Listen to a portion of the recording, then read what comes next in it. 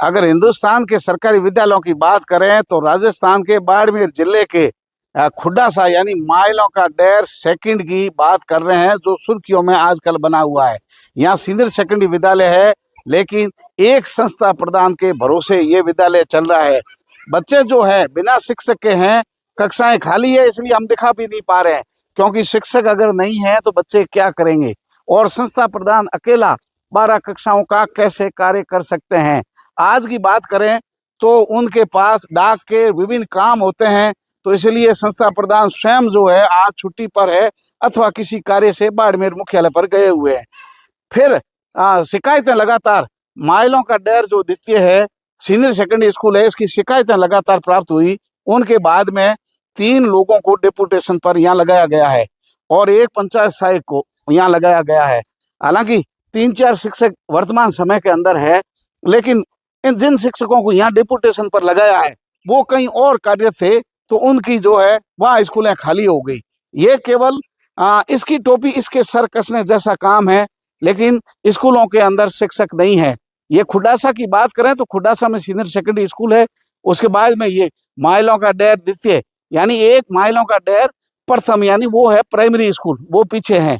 और ये द्वितीय इसलिए है कि माइलों के डेर के नाम से 2 स्कूल है और ये सीनियर सेकेंडरी है। 21-22 के अंदर ये विद्यालय क्रमोन्नत हो गया। करीबन 100 बच्चे यहाँ अध्ययनरत है, यानी पूरी स्कूल पहली से लगाकर 12वीं तक का विद्यालय है। करीबन 100 जो है यहाँ शिक्षक जो है बच्चे 100 जो अध्ययनरत कर रहे हैं। डेपुटेशन पर अब 3 शिक्षकों को और लगाया गया है। कुल मिलाकर के आप विद्यालय का वातावरण देखेंगे तो साफ सुथरा है, पौधे लगे हुए हैं। हालांकि गेट का बोर्ड जो टूटा हुआ था उसको गिरा दिया गया है। टांके जो है ठीक हालत में है, बंद है। ठीक मामला। पानी पीने के लिए यहाँ कैंपर रखे हुए हैं, दूसरी जगह हैंडपंप लगा हुआ है, हैंडपंप से बच्चे पानी पीते हैं। व्यवस्थाएं जो है उनको देखें। लेकिन हमारे बच्चे सीनियर सेकेंडरी स्कूल के अंदर केवल एक संस्था प्रधान, उसके बाद में डेपुटेशन पर 2-3 शिक्षकों को लगाया जाना, वो भी L1 और पंचायत सहायक है, यानी विषय अध्यापक कोई नहीं है। ये बच्चे 7वीं 8वीं की गणित विज्ञान अंग्रेजी और 10वीं बोर्ड के और 12वीं बोर्ड के 11वीं की कक्षाओं का अध्ययन कौन कराएगा, यानी विषय अध्यापक एक भी नहीं है। बच्चे जो है किताबें खोल करके बैठे हैं, केवल रखवाली इनकी की जा रही है। ऐसा जो है हमारे बच्चों के साथ खिलवाड़ हो रहा है। हिंदुस्तान भर की तो हम बात क्या करें, हम तो राजस्थान के बाड़मेर जिले के ये नजदीकी जो है माइलों का डेर यानी खुड्डासा के स्कूल की बात कर रहे हैं। आजकल ये स्कूल इसलिए सुर्खियों में है कि वहाँ केवल एक संस्था प्रधान के नाम पर यह विद्यालय चल रहा है। एक संस्था प्रधान है, लेकिन उसके बाद में क्योंकि मूल पदों पर कोई शिक्षक कार्यरत नहीं है, सारे पद खाली है, इसलिए जो है सुर्खियां बटोर रहा है। हालांकि यहाँ एक शिक्षाकर्मी यानी पंचायत सहायक और 3 जो L1 के शिक्षक है उनको डेपुटेशन पर लगाया है। वर्तमान में 4 शिक्षक यहाँ काम कर रहे हैं। 100 के करीब बच्चे हैं, लेकिन आपको बता दें कि 100 के करीब बच्चे हैं, कक्षाएं ज्यादा है, और कैसे उन बच्चों को संभालेंगे। हालांकि कक्षाओं के अंदर संख्या कम है, क्योंकि आसपास प्राइमरी स्कूल है और खुड्डासा जो मुख्यालय पर है वहाँ सीनियर सेकेंडरी स्कूल है। इसी खुड्डासा पंचायत के अंदर 2 स्कूल हैं सीनियर सेकेंडरी है, यानी जो खुड्डासा का मुख्य स्कूल है वो वहाँ के जो है पीओ, यानी ये स्कूल सीनियर सेकेंडरी भी उस पीओ क्षेत्र में आती है। के अंदर पीओ है, वो स्कूल का निरीक्षण करते ही पाए गए, यहाँ जो है व्यवस्थाओं का जायजा ले रहे थे। और आजकल सरकार जो प्रशासन है जगी है, सक्रिय है। एक बात और है, कल जो है बाड़मेर विधायक के प्रयासों से बाड़मेर जिले के कई विद्यालयों के लिए सरकार की ओर से फंड जारी हुआ है। उसमें 3,80,000 रुपए मरम्मत के लिए इस स्कूल के लिए भी जारी हुआ है। यानी सरकार प्रयास लगातार कर रही है, लेकिन विद्यालय अनगिनत क्रमोन्नत कर दिए गए। उनके बाद में शिक्षकों की कमी है, और अगर लगाए भी जा रहे हैं तो डेपुटेशन का मतलब है पीछे वाली स्कूल के जो है पद खाली करके उन बच्चों का भविष्य खराब करके दूसरी जगह लगाया गया है। एक शिक्षक जो यहाँ कार्यरत है उनको 5 तारीख तक ही लगाया था, 1 महीने के लिए। उनका जो है 5 तारीख के बाद में डेपुटेशन यहाँ खत्म हो जाएगा। जब तक मूल पद नहीं भरे जाते हैं इन बच्चों का क्या होगा। आप अंदाजा लगाइए कि 10वीं और 12वीं में पढ़ने वाले बच्चे बिना शिक्षक कैसे परीक्षाएं देंगे, कैसे कोर्स उनका पूरा होगा। अब 15 अगस्त आने वाला है, यानी अब जो है प्रथम टेस्ट, प्रथम वर्ग की परीक्षाएं भी होगी, लेकिन बच्चों ने किताबें भी नहीं खोली, क्योंकि जो 3 शिक्षक लगे हैं वही विषय अध्यापक नहीं है, वो व्याख्याता नहीं है, विषय के जानकार नहीं है, वो L1 के हैं या जो पंचायत सहायक थे उनको वहां से इधर डेपुटेशन पर कर दिया गया है। ये हालात है। और सुर्खियों में चल रही महिलाओं का डेर द्वितीय स्कूल जो कि सीनियर सेकेंडरी है, और हमारी टीम जो है ग्राउंड जीरो रिपोर्ट प्राप्त करने के लिए पहुंची। हालांकि हम खाली कक्षाएं आपको दिखा सकते हैं क्योंकि टीचर नहीं है तो कक्षाएं खाली होगी, लेकिन जो डेपुटेशन पर है थोड़ी देर बाद उनको भी नोटिस थमा दिया जाएगा। शिक्षकों के पास ना तो मरम्मत के अधिकार है, ना उनके पास कोई फंड है, ना निर्णय वो ले सकते हैं। एक कागज जो है सरकार की ओर से चल रहा है लगातार, उसका प्रोफार्मा भर के आगे से आगे देने का काम शिक्षक कर सकते हैं। यानी उनको डाकिया बना दिया गया है और कहीं पक्षियों की गणना में लगा दिया तो कहीं पशुओं की गणना में लगा दिया। इसलिए शिक्षक का मूल जो धंधा है उससे उनको भटकाव कर दिया गया है। जब उनके पास कुछ है ही नहीं, इसलिए हम कक्षाएं नहीं दिखा रहे हैं। आपको अंदाजा होगा कि 12 कक्षाएं संचालित हो रही है। उन 12 कक्षाओं के क्या हालात है। बच्चों की संख्या भले ही कम हो, लेकिन अगर कक्षा में 10 बच्चे भी है, उनके भविष्य के साथ में खिलवाड़ हो रहा है। हम शिक्षकों और क्लासों को इसलिए नहीं दिखा रहे हैं क्योंकि शिक्षकों की पूर्ति करने का जिम्मा शिक्षा विभाग का है, सरकार का है। जो यहाँ कार्यरत शिक्षक है वो नए शिक्षक नहीं ला सकते। इसलिए हम वो जो व्यवस्थाएं हैं, इस तरीके से 4 टीचर जो है वो मेहनत कर रहे हैं, होमवर्क दे रहे हैं, अपने हिसाब से 100% देने का काम कर रहे हैं। लेकिन कब तक राजनीति के चलते स्कूलें क्रमोन्नत होती रहेगी, पद खाली रहेंगे और बच्चों के साथ भविष्य के साथ खिलवाड़ होता रहेगा। पहले टेस्ट में क्या लिखेंगे, अर्धवार्षिक परीक्षा में क्या लिखेंगे, उसके बाद बोर्ड का एग्जाम जो है 10वीं 12वीं के बच्चे किस आधार पर देंगे। जब विषय अध्यापक ही नहीं है और बच्चे स्वयं ही अगर स्व अध्याय कर रहे हैं तो फिर ये घर पे बैठ के पढ़ लें, बकरियां तो चराएं, कम से कम घर वालों का काम में हाथ तो बटाए। उन बच्चों को ला करके यहाँ जो है एक डंडे से हाँकने का काम हो रहा है, यानी बंदी गृह में डाल दिया, कैसे 6 साढ़े 5 घंटे निकल जाए, ये काम चल रहा है। अब आपको बता दें कि इसके समस्या के समाधान भी है। कई जगह जो है गांव के लोग मिलकर के सरकार की ओर से अगर इस तरीके की योजना आ जाए जिसमें सारे जनप्रतिनिधि मिलकर के गांव के लोगों के लिए आवेदन करें, और कई जो शिक्षक सेवानिवृत्त बैठे हैं, कई फौजी सेवानिवृत्त बैठे हैं, अच्छे पढ़े लिखे, गांव में युवाओं की कोई कमी नहीं है जो अच्छी तैयारियां कर रहे हैं, पढ़ रहे हैं, उनको अतिथि के रूप में यानी उनकी सेवाएं आप निःशुल्क ले सकते हैं। ऐसे बहुत सारे लोग हैं जो बच्चों को पढ़ाना चाहते हैं, पढ़ा सकते हैं।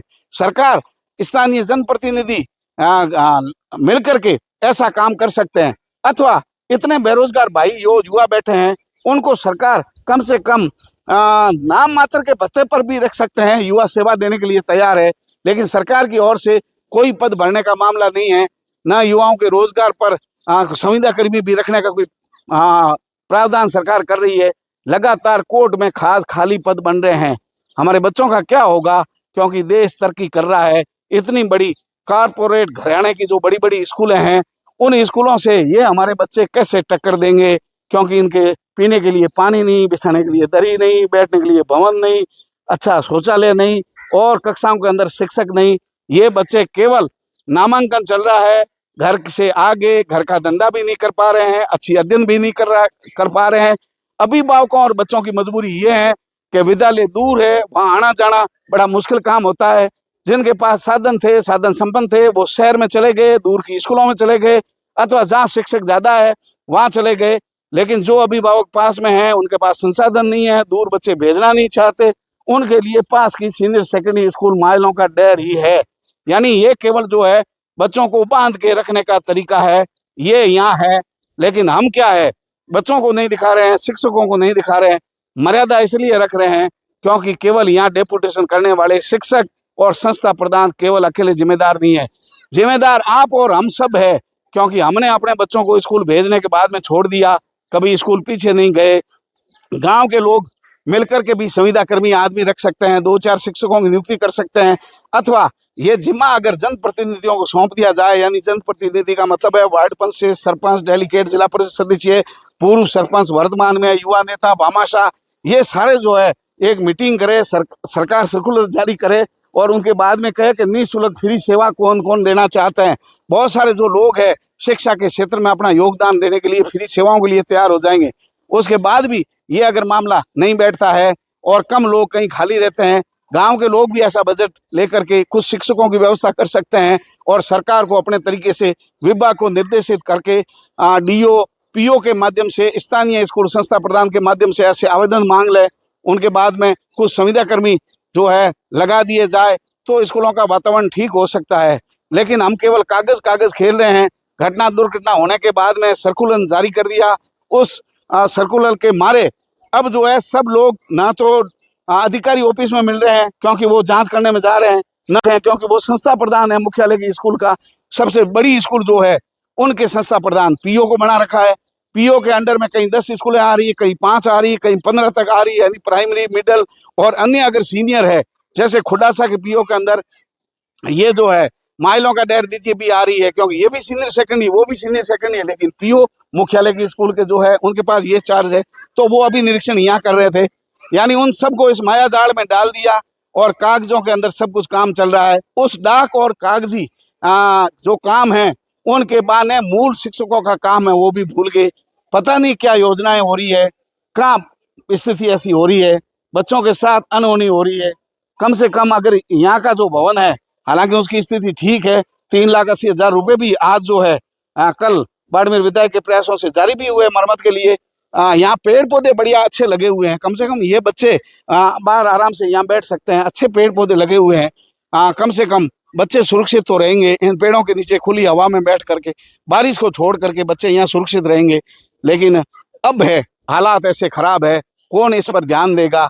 लेकिन जिला मुख्यालय से दूरी पर ये हैं और हमने जीरो ग्राउंड रिपोर्ट इसलिए की ताकि शासन प्रशासन तक बात पहुंचे, भावना पूछे कि सब मिलकर के सामूहिक प्रयासों से ही हम स्कूल के वातावरण को ठीक कर सकते हैं।